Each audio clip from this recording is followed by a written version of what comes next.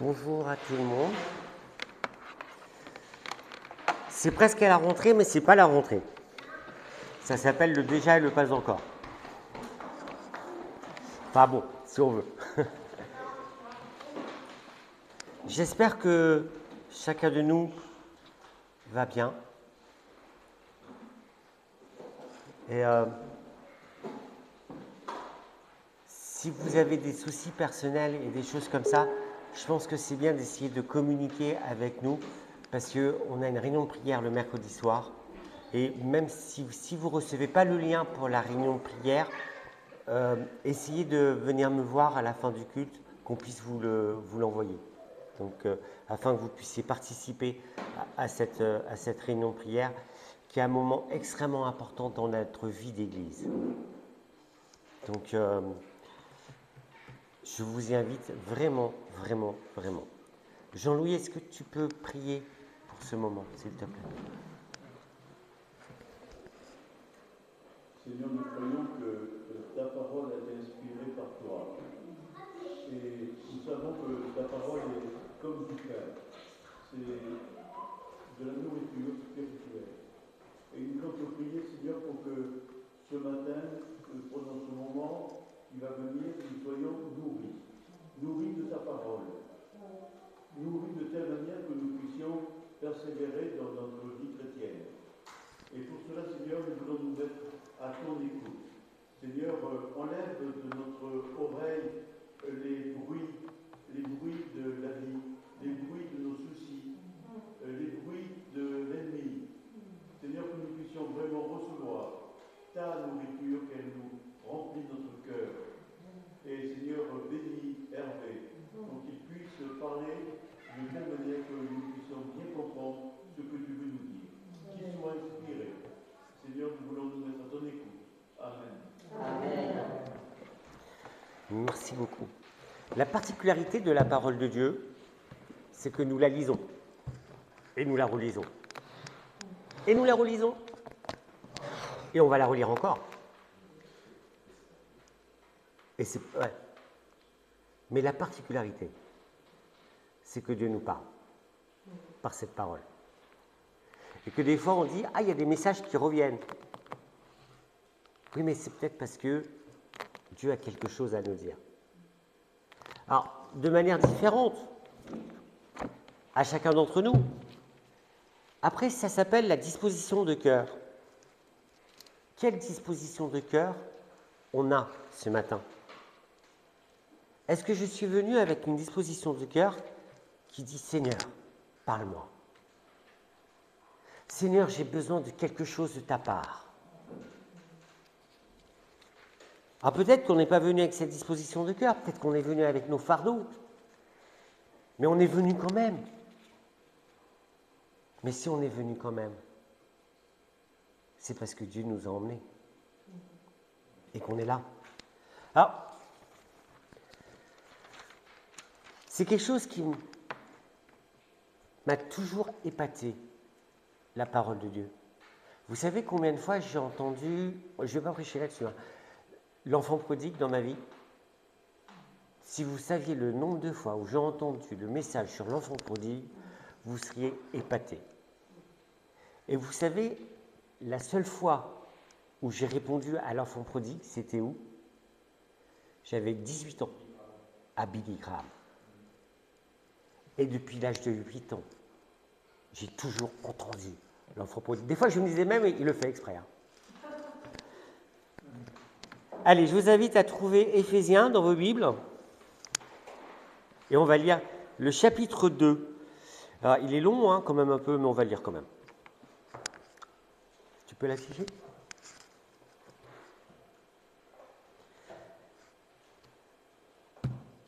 Vous étiez morts par vos offenses et par vos péchés. Ah, ça démarre fort. Vous étiez morts par vos offenses et par vos péchés, dans lesquels vous marchiez autrefois. Le petit mot autrefois est important. Dans lequel vous marchiez autrefois. Selon le train de ce monde, selon le prince de la puissance de l'air, de l'esprit qui agit maintenant dans les fils de la rébellion. Eh mais je faisais partie des fils de la rébellion, autrefois. Nous tous aussi, nous étions de leur nombre. Et nous vivions autrefois, selon les convoitises de notre chair, accomplissant les volontés de la chair et de nos pensées. Et nous étions par nature, des enfants de colère, comme les autres. C'est frappant, hein? Et tout d'un coup, Dieu, qui est riche en miséricorde, à cause du grand amour dont il nous a aimés, nous, qui étions morts par nos offenses, nous a rendus vivants avec Christ. C'est par grâce que vous êtes sauvés, c'est par la grâce que vous êtes sauvés. Cette phrase, elle est tellement importante. Il nous a ressuscités ensemble. Il nous a fait asseoir ensemble dans les lieux célestes, en Jésus-Christ, afin de montrer dans les siècles à venir l'infinie richesse de sa grâce par sa bonté envers nous en Jésus-Christ. Le message fondamental de l'Évangile est là. C'est tout ce que nous avons entendu ce matin dans nos louanges. Car c'est par la grâce que vous êtes sauvés, par le moyen de la foi. Cette phrase est importante.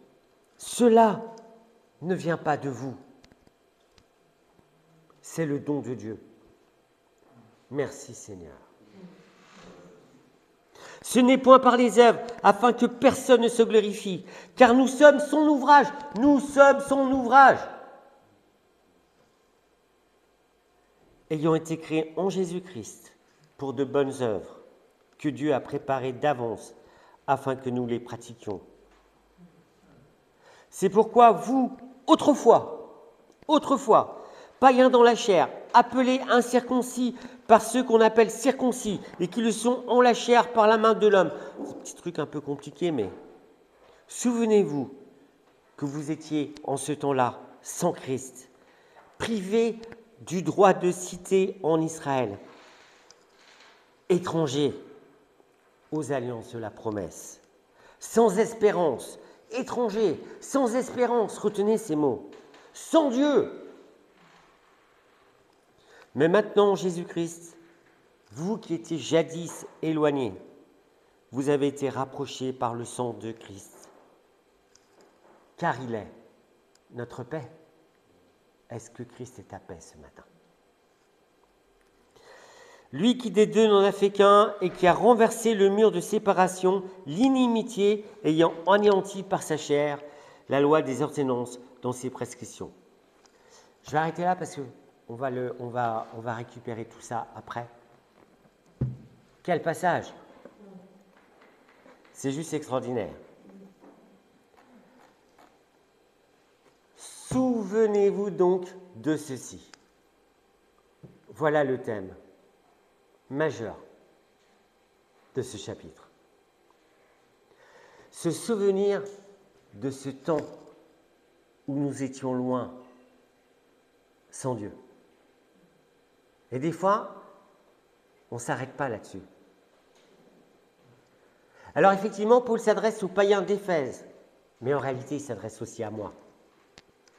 Est-ce que ce matin, vous et moi, nous nous souvenons de cette époque où nous étions sans Dieu? Je crois que des fois, on ne réfléchit pas assez sur ce sujet. Alors Paul vise particulièrement les Juifs de l'époque, les incirconcis, qui étaient privés d'entrer dans le temple, qui n'avaient aucune espérance. Toutes ces choses-là, c'était qui ne pouvaient en aucun cas avoir part aux promesses de l'Alliance.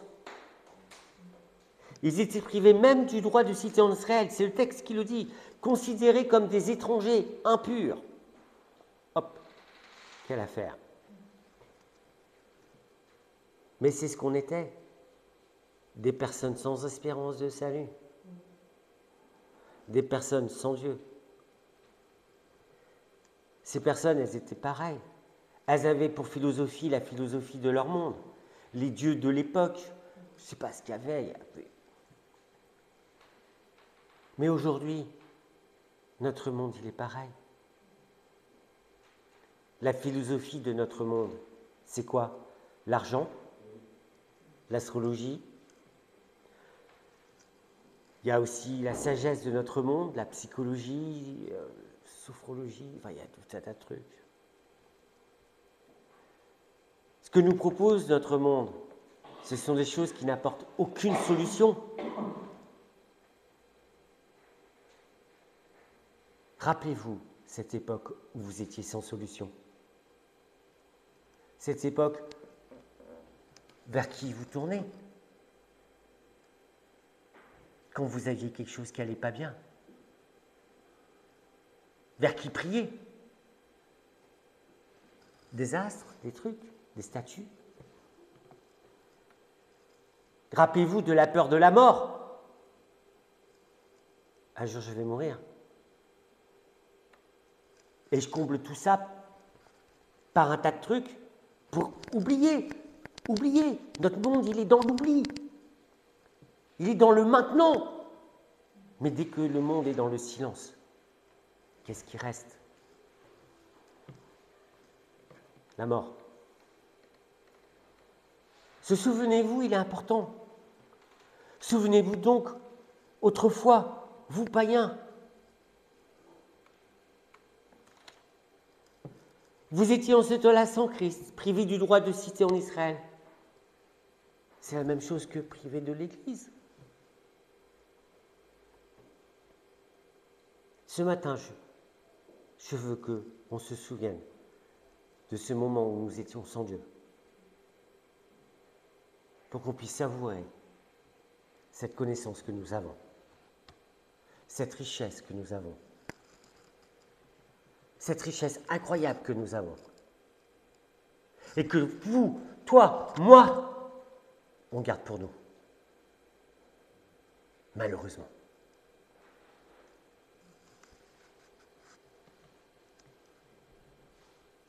Quand est-ce que la dernière fois j'ai invité un non-chrétien?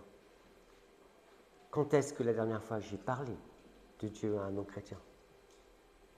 Cet été, j'ai été frappé parce que j'étais sur un stand biblique dans un parc d'attractions. Incroyable! Dans un parc d'attractions, un stand biblique. Je vous fais une petite confidence, j'ai prié pour ce stand il y a quelques années parce que j'ai distribué des Bibles. Et j'ai vu des gens qui ont témoigné. Madame, mais prenez cette Bible. Mais une Bible, ça change la vie de quelqu'un. Une parole, Jésus t'aime, peut changer une existence.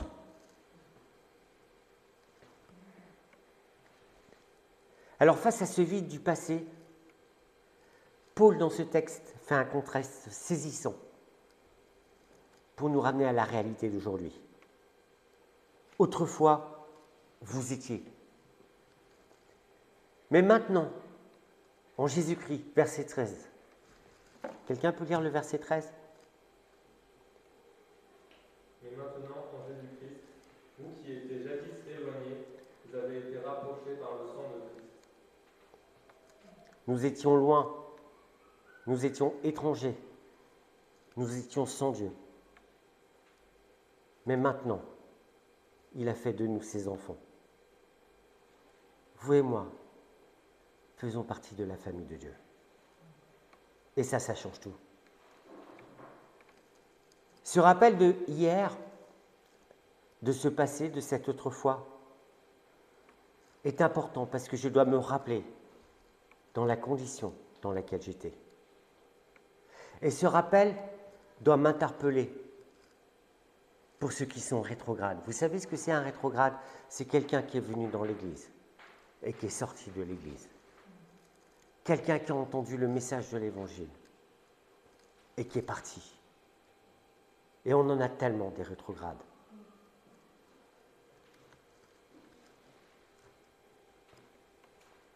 Est-ce que je peux me laisser interpeller par ça ce matin?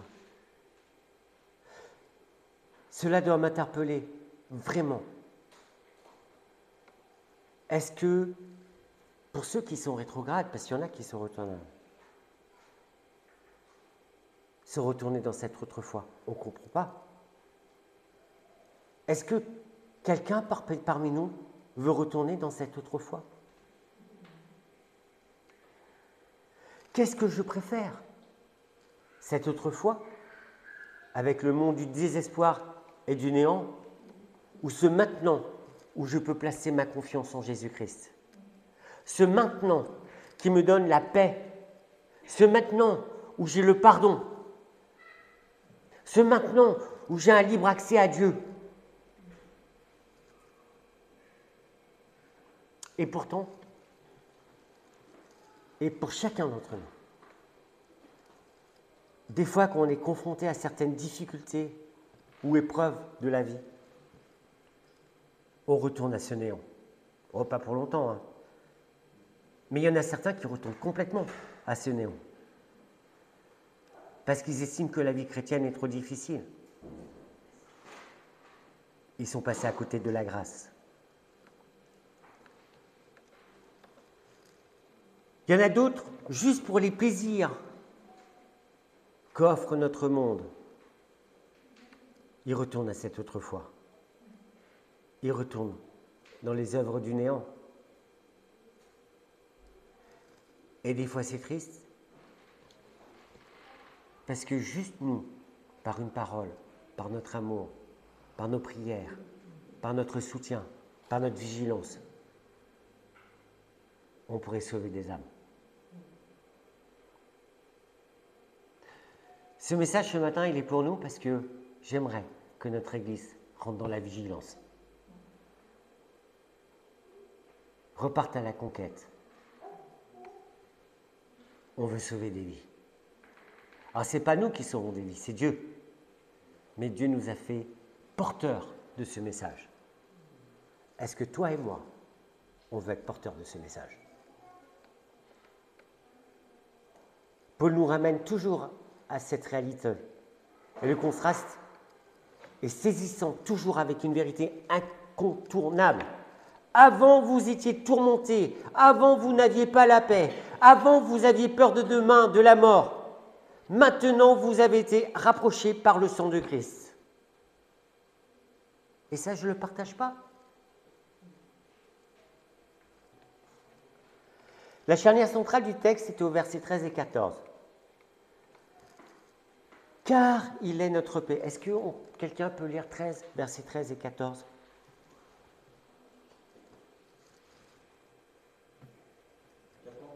« 13 et 14. Mais maintenant, en Jésus-Christ, vous qui étiez jadis éloignés, vous avez été rapprochés par le sang de Christ. Car il est notre paix, lui qui des deux n'en a fait qu'un, et qui a renversé le mur de séparation, d'inimitié. » Est-ce que Jésus est ta paix ce matin? Si tu veux la paix dans ta vie ce matin, Jésus est celui qui donne la paix. La suite du verset va nous éclairer sur certaines choses. Il a renversé le mur de séparation qu'il y avait entre nous et Dieu. Parce qu'il y avait un mur de séparation. C'est le péché pour nous. Et les gens de l'extérieur, ils ont ce péché qui est le mur de séparation. Et il faut leur parler pour que l'évangile, la grâce de Dieu, les touche et le Saint-Esprit leur révèle le péché. Aujourd'hui, il n'y a plus d'inimitié entre Dieu et nous. Mais il y a une inimitié entre Dieu et les gens qui sont dans le monde, parce que la barrière du péché est là. Alors ce mur de séparation dans l'Ancien Testament, qui désignait le mur de pierre qui séparait le parvis réservé aux non-juifs des trois autres parvis, tout ça c'est compliqué, hein. Pourtant c'est simple pour nous, c'est le péché. C'est imagé tout simplement. Et il n'y a pas que les juifs et les prêtres, enfin. Donc vous avez compris la symbolique de ce mur de séparation, on l'a compris aujourd'hui. Et ce mur de séparation a été renversé par la mort de Jésus sur la croix. Il n'y a plus d'inimitié. Jésus est mort sur la croix. Mais ça, il faut l'annoncer. Puis à un moment donné, il faut que les gens prennent conscience du péché. Alors, ils ont une connaissance d'un bien et d'un mal. Mais qui c'est qui révèle le péché? C'est le Saint-Esprit. Uniquement. Par la parole de Dieu. Et ça, Dieu nous incombe de l'annoncer. Alors, on l'a lu, il est venu annoncer la paix à vous qui étiez loin et la paix à ceux qui étaient près, car par lui, vous et moi, nous avons accès auprès du Père dans un même esprit.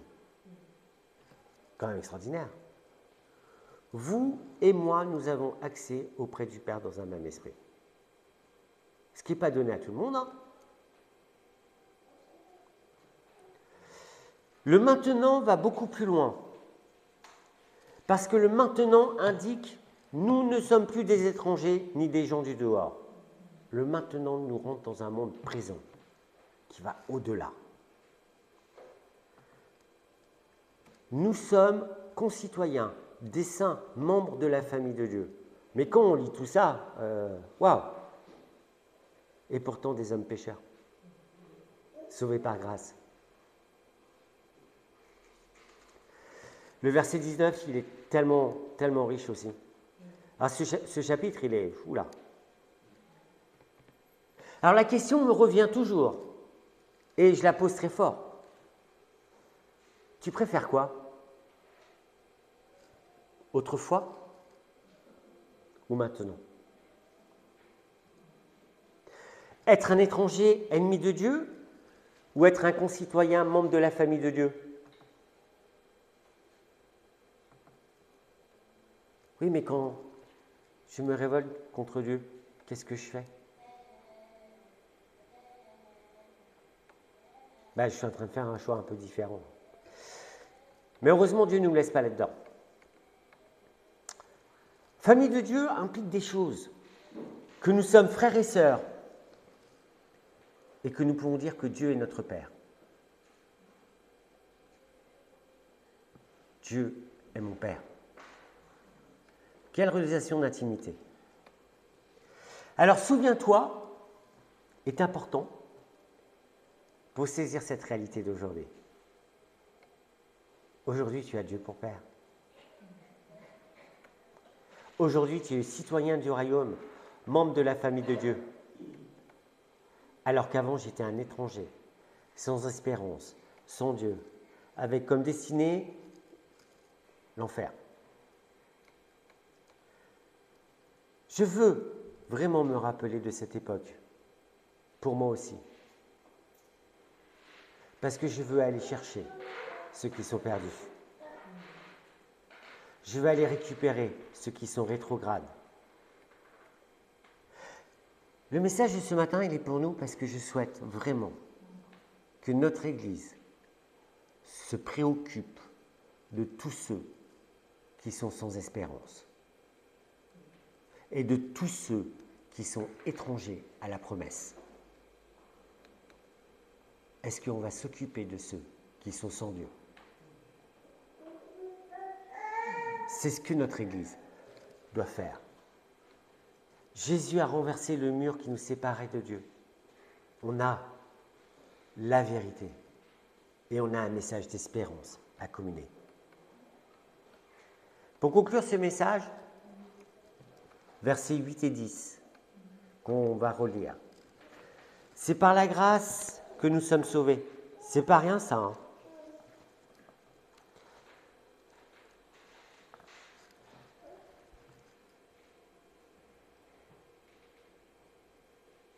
Alors, quelqu'un peut lire 8 à 10?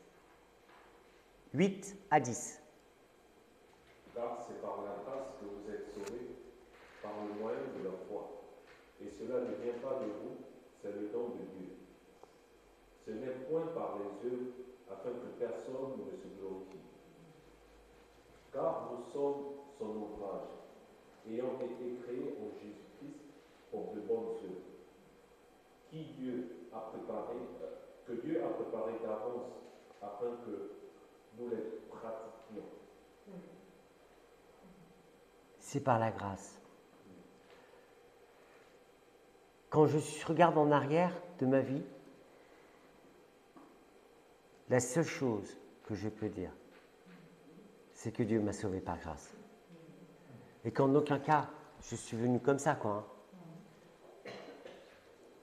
C'est par la grâce que j'ai été sauvé. C'est un miracle.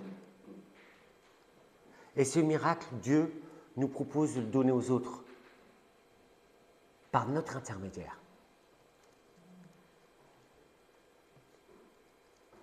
Alors, est-ce que tu aimerais rentrer dans ce miracle? Participer à ce miracle? C'est ce qui t'est proposé ce matin. Laisser les gens dans le néant ou leur donner la grâce de Dieu? Leur donner, c'est un grand terme, parce qu'en fait, en réalité, leur proposer la grâce de Dieu. C'est Dieu qui fait le reste. Prier. Est-ce que tu pries pour tes proches? Tu pries pour tes amis? Tu pries pour tes voisins? Est-ce que tu as demandé à Dieu qu'il te donne un cœur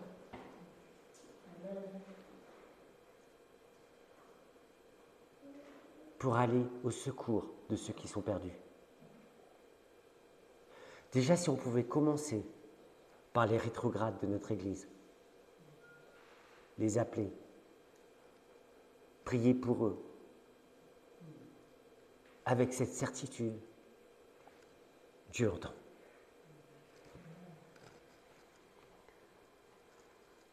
Alors pour ceux qui n'ont jamais entendu le message de l'Évangile, le message de la paix, je crois qu'il faut y aller. Alors,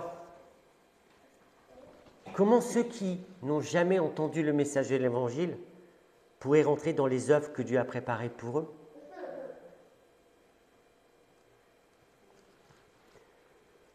Comment peuvent-ils avoir accès à la grâce, à la foi qui est un don de Dieu, si nous gardons le silence?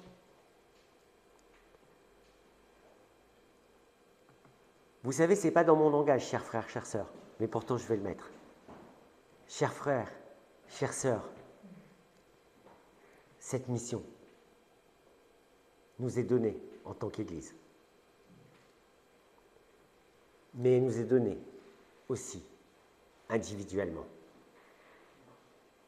Et je souhaiterais que nous la prenions et que ce soit un engagement personnel, mais un engagement d'Église. Car nous sommes son ouvrage, ayant été créés en Jésus-Christ pour de bonnes œuvres que Dieu a préparées d'avance afin que nous les pratiquions. Ce verset est extraordinaire. Je quitte le néant pour revenir dans le plan de Dieu. Quand Paul nous rappelle que nous sommes son ouvrage, il nous ramène à la création originelle où tout était parfait. Nous sommes l'ouvrage de Dieu parfait que Dieu avait fait à la création. Dieu créa Adam et Ève et ils étaient parfaits. Nous sommes son ouvrage. Je suis l'ouvrage de Dieu, l'ouvrage parfait que Dieu a fait. C'est quand même extraordinaire. Créé à l'image de Dieu, parfait. Mais ça, vous pouvez le lire dans la Genèse. Et quand je reviens à Jésus, je reviens dans l'origine. Pourquoi Dieu m'a fait. Et c'est pour ça que ces œuvres bonnes, je ne peux pas m'en glorifier, puisque Dieu m'avait créé pour. Et quelles sont son œuvre? Parce que certains pensent qu'ils sont sauvés par les œuvres, parce qu'ils font des choses bien. Mais il y a un fossé.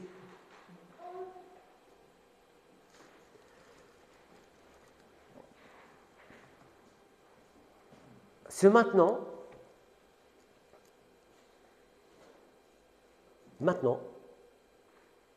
c'est pas hier, c'est pas tout à l'heure, c'est maintenant, signifie que toi et moi sont revenus dans l'œuvre de Dieu et dans le plan de Dieu.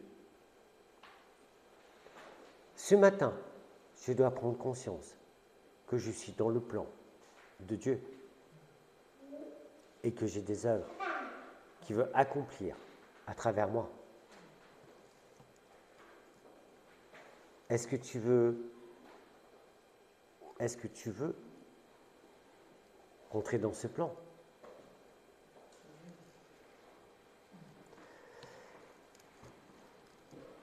C'est pour cela que personne ne peut être sauvé en dehors de l'œuvre que Dieu fait.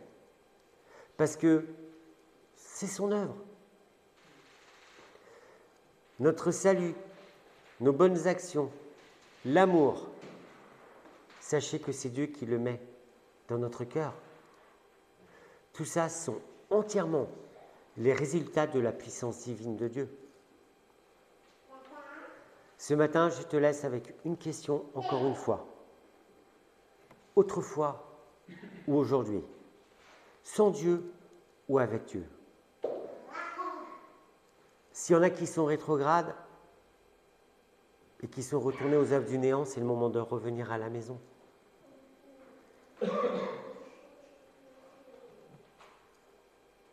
Mais maintenant, moi je dois aller chercher ceux qui sont perdus. Dieu qui est riche en miséricorde à cause du grand amour dont il nous a aimés, nous qui étions morts par nos offenses, nous a rendus vivants avec Christ. Il nous a ressuscités ensemble et nous a fait asseoir ensemble dans les lieux célestes. Aujourd'hui, maintenant, cette réalité est la mienne. Dieu nous aime. Nous avons été créés en Jésus-Christ pour des œuvres bonnes que Dieu avait préparées d'avance afin que vous et moi puissions les pratiquer. Revenir dans le plan originel de Dieu. Ce message est pour toi et moi en tant qu'Église. Je souhaite vraiment que nous le saisissions. Avant, on ne savait pas. Mais maintenant, on sait. On a une responsabilité. La question à laquelle nous devons répondre, c'est quelle vie allons-nous choisir? Alors, on sait déjà que l'autre fois, c'est fini, puisque ça s'est exclu. Nous avons compris. Mais est-ce que nous allons choisir le maintenant pour pratiquer les œuvres que Dieu a préparées d'avance pour nous? Est-ce que ce matin, nous pouvons nous placer dans le maintenant de Dieu? Je termine. Nous sommes concitoyens, saints et membres de la famille de Dieu. Ce maintenant, je vous invite à le saisir. Amen. Hervé, j'aimerais raconter une chose qui vient de Dieu. C'est ce qu'on racontait aux petits enfants à l'école du dimanche, pour bien faire comprendre la différence entre les œuvres pour être aimées par Dieu et la grâce que Dieu nous donne. Ça fait vraiment 2 minutes. Alors, en fin de compte, ça se passe dans une ferme. Il y a un propriétaire, il a un chien, un cochon et une vache. Le cochon et la vache, ils disent: oh là là, le chien, il vient tout bout. Ah, le chien, il vient rien. Déjà, ça s'attend. Ah bah oui, parce que moi, avec mon lait, il nourrit la famille, il fait du beurre, il fait du fromage, il fait quand je viens, il va faire des beefsteaks et tout. Non, non, mais toi, t'es pas important, c'est moi qui dis le cochon, parce que moi, avec moi, il fait ci, il fait ça, il fait ci, il fait ça. Derrière moi, ce vieux chien, il sert à quoi? Il sert à rien. Et d'un seul coup, il y a le propriétaire qui sort, qui dit: oh mon pauvre Toby, t'es mal en toi. Viens, je te prends dans mes bras. Allez, tu vas monter à côté de moi dans la voiture, on va emmener la vache et le cochon à la bateau-là. C'est pas mon fils.